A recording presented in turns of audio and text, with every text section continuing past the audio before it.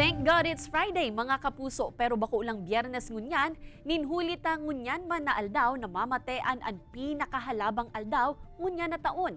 Ngunyan na aldaw man ang pinakahalipot na banggi na epekto kan summer solstice. Susug sa pag-asa 13 oras ang laba kan aldaw, mantang 11 oras naman ang laba kan banggi.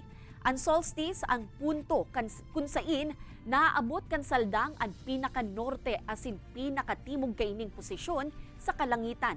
Nangyayari subuot ang solstice sa paggiling kan Earth sa axis kaini.